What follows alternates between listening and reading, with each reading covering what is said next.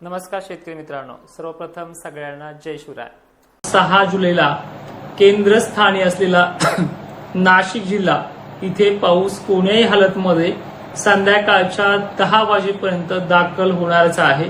कितीही वारे सुटले तर काही तालुक्यांची मी नाव घेईल, खानदेश बाबत सुद्धा बोलणार आहे, मराठवाडा आणि विदर्भाच्या बाबतीत देखील व्हिडिओच्या शेवटपर्यंत बोलणार आहे।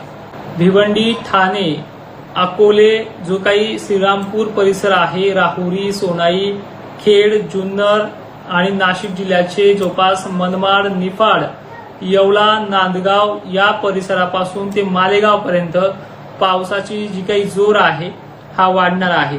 वारे जोराने सुटलेत, पण त्याच्या दुसऱ्या दिवशी पावसाचा जोर हा वाढलेला आहे।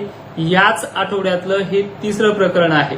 मागच्या वेळेस सुद्धा वारे सुटले होते, त्याच्या दुसऱ्या दिवशीच वातावरण मोठं बनलंय आणि त्याच स्वरूपामध्ये 5 तारखेच्या वाऱ्यामुळे उद्या 6 जुलैचा वातावरणामध्ये आणखी मोठा बदल होणार आहे। आता उद्या नाशिक जिल्ह्याचे एकंदरीत सर्व तालुके, अहिल्यानगरच्या सुद्धा जवळपास पश्चिमेकडील भागांना जास्त पाणी राहणार आहे, ज्यामध्ये उत्तर भाग सुद्धा आहे। श्रीरामपूर, राहुरी, शिरूर हा देखील श्रीगोंदा परिसर आहे। छत्रपती संभाजीनगरच्या वैजापूर, कन्नड, सिल्लोड भागात देखील उद्या थोडा जोर वाढणार आहे। धुळ्याच्या साक्री भागांमध्ये, त्याचबरोबर नंदुरबार जिल्ह्यातही उद्या जोर वाढेल। धुळ्याच्या एकंदरीत चाळीसगावकडील side, Manmad side, Malegaon side ते नंदुरबार, शहादा परिसरापर्यंत हा जोर वाढलेला असेल। वैजापूरला काही भागात जास्त पावसाचाही चांगला सटकार आहे आणि मुसळधार सरी देखील कोसळू शकतात। यामध्ये वैजापूरचा देवगाव, फुलंब्री, दौलताबाद, त्यानंतर गंगापूरचा देखील समावेश आहे आणि पैठण, अंबडपर्यंत पावसाची मजल चांगली आहे। जालन्यापासून उत्तरेस असलेला जो काही भाग आहे, शिंदखेड, राजा परिसर, भोकरदन दक्षिण भाग, सिल्लोड, कन्नड परिसर, चाळीसगाव परिसर असा हा समावेश आहे आणि हा पाऊस 2 दिवसाच्या आतमध्ये मलकापूरचे सोडलेले गाव देखील कव्हर करू शकतो। त्यामुळे ही वाऱ्याची दिशा थोडी दक्षिणेकडनं उत्तरेकडे क्रॉस असल्यामुळे पूर्ण बाष्प जे आहे ते मग एमपी कडे सरकतंय।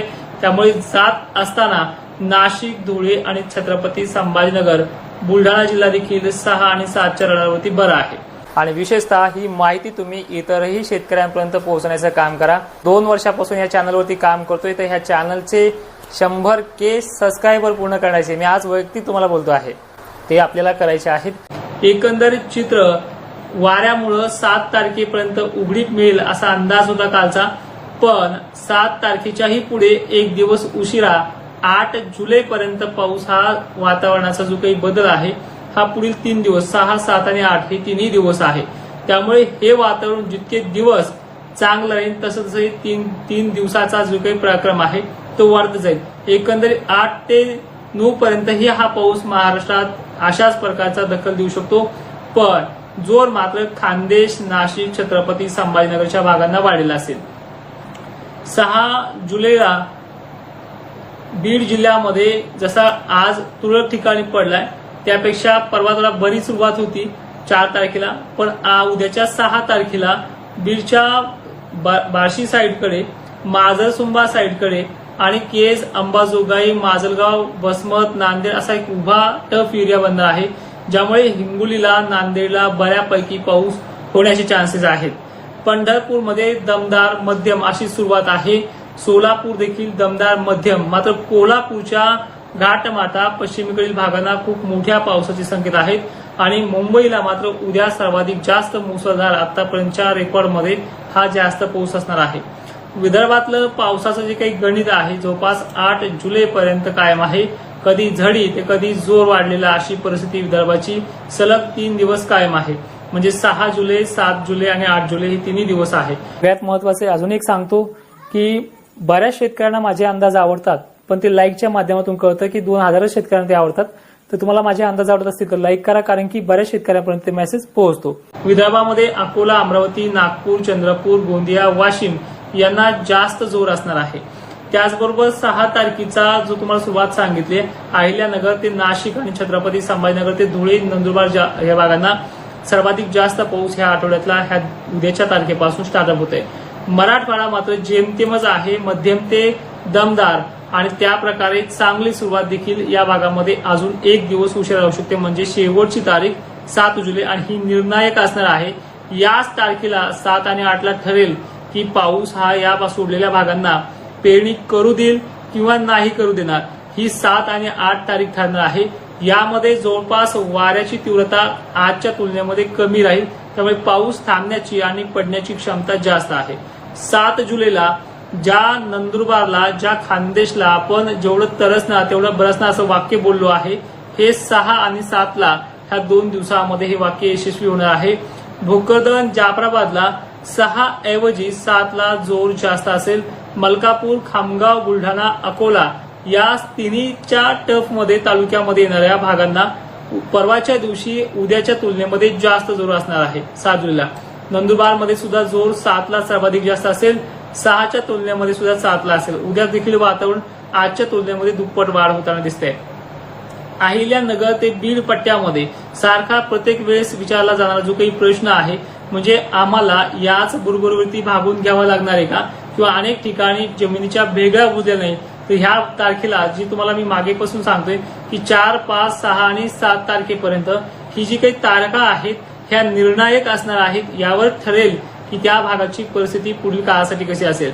तर 7 जुलैला अहिल्यानगरचा इतर तारखेच्या तुलनेमध्ये, म्हणजे 2 जुलैपासून किंवा 1 जुलैपासून ह्या पश्चिमी वारे किंवा थंड वाऱ्यापासून पावसाची जी काही तीव्रता आहे कमी झालेली, ही 7 जुलैला निर्णायक असणार आहे.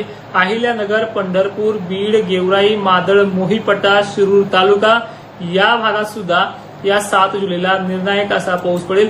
7 तारखेपर्यंत स्पष्ट चित्र ह्या भागाचं होऊन जाईल. विदर्भात मात्र आणि खानदेशात मात्र परिस्थिती सर्वाधिक चांगली 2025च्या तुलनेमध्ये जुलै महिन्यातला हा रेकॉर्ड ब्रेक पाणी हा 7 तारखेपर्यंत होऊ शकतो. सोडलेल्या भागांना सुद्धा याच्यामध्ये मोठं प्रमाण असणार आहे. दक्षिणी वाऱ्यामुळे मराठवाड्यातला दक्षिण भागाचा आणि दक्षिण महाराष्ट्राचा पाऊस हा जेमतेमच राहील. यामध्ये काही ठिकाणी पिकांना जीवदान देणारी कंडिशन असणार आहे. जवळपास हा पाणी 7 जुलैला अधिक वाढ देणार आहे. 6 तारखेला सुद्धा आजच्या 5 जुलैपेक्षा मोठं वातावरण असणार आहे. आज वाऱ्यानेच वातावरण हे पळून लावलंय, पण मात्र 7 ला आणि 8 ला अनेक ठिकाणी पाणी चांगलं असणार आहे. 6 सुद्धा उद्याची आहे. आता आणखीन एक महत्वाचा प्रश्न असलेला की ह्या महिन्यामध्ये खंड आहे का. हे बघा, ह्या महिन्यामध्ये 8 जुलै पासून ते चक्क 14 तारखेपर्यंत वातावरण हे गॅप देते, म्हणजे एक 5, 7, 8 दिवसाचा गॅप आहे. पण ह्या गॅपमध्ये सुद्धा विदर्भामध्ये काही ठिकाणी दमदार हलक्या सरी कोसळू शकतात. पण याच पट्ट्यामध्ये, याच परिस्थितीमध्ये जवळपास पुढे सुद्धा 14 आणि 16 तारखेच्या दरम्यान एक कमी दाबाचा पट्टा बंगालच्या उपसागरात उपस्थित असलेला त्याचा प्रवास सुद्धा नांदेड मार्गे, परभणी मार्गे पावसाचा जोर हा वाढवणार आहे. त्यामुळे जवळपास 20 दिवसाचा किंवा 15 ते 12 दिवसाचा मोठी उघड नाहीये. तिच्यामध्ये जवळपास संततधार ते मध्यम कवयना ह्या काळामध्ये सुद्धा वाढणार आहे. जुलै महिन्याच्या अखेरीस विहिरीच्या पाण्याची जी काही पातळी आहे ती वाढायला सुरुवात होईल, असा पाऊस 22 जुलैच्या पुढे पाहायला मिळतो आहे. मॉडेलनुसार हे चित्र स्पष्ट आहे. आणि ऑगस्ट, सप्टेंबर महिन्या दरम्यान सुद्धा मोठ्या पावसाचे संकेत आहे. आता नेमकं अनेक भागांचं चित्र असं आहे, जवळपास पाहिलंय तर जालन्यामध्ये आपण भोकरदनचा जर विषय घेतला तर तिथे फक्त 4 आणि 5च गाव सोडले, बाकी संपूर्ण व्याप्ती पूर्ण झालेली आहे. खानदेशचा विचार केला तर जवळपास नंदुरबार, धुळ्यामध्ये 40% एवढ्या 30% एवढ्या पेरण्या झालेल्या राहिलेल्या आहेत. यांचा प्रश्न ह्या 2 दिवसात मिटून जाईल असं वातावरण त्या भागामध्ये सरकते, कारण की मुंबईचा पाऊस हा गुजरातकडे येण्यासाठी हाच भाग घेऊन छत्रपती संभाजीनगर मार्गे जळगाव परिसराकडनं तो तिकडे एमपी सरकणार आहे. पण याच्यापेक्षाही जास्त सर्वाधिक फटका बसला तो म्हणजे सांगली, सोलापूर या भागाबरोबर लातूर आणि बीडच्या भागांना जालन्यातल्या काही गोदा पट्ट्यामध्ये. तर या भागांना 7 तारखेपर्यंत वेटिंग करावी लागणार आहे. उद्यापासून कालच्या सारखे फटकारे पुन्हा सुरू होत आहेत. जे आज 5 जुलैला बंद होते ते उद्यापासून स्टार्टअप होतात. म्हणजे 7, 8 ही यांच्यासाठी निर्णायक असेल. 6 पासून थोडा दिलासा देणारी कंडिशन वाढणार आहे. वारे सुटले की लगेच सगळेजण घाबरतात. हेच वारे वातावरण पुन्हा वाढवतात की तुम्हाला उद्याच्या वातावरणामध्ये स्पष्ट दिसेल. आणि 7 आणि 8 तारखेपर्यंत चित्र हे पूर्णपणे स्पष्ट होऊन जाईल. आणि सगळ्यात मोठं म्हणजे विशेषतः पाहिलेलं तर मोठी बखाड नाहीये, मोठं टेम्परेचर गेल्या वर्षी सारखं नाहीये. जे पिकं आपण थोड्या थोड्या पाण्यावरती निर्माण केलेत या पिकांना करपून जातील अशी मोठी हालत ह्या महिन्यामध्ये स्पष्ट दिसत नाहीये। माहिती शेवटपर्यंत पाहणाऱ्या शेतकऱ्यांचे धन्यवाद आणि ही माहिती सर्व शेतकऱ्यांना पाठवण्याचा प्रयत्न करा। जय शिवराय।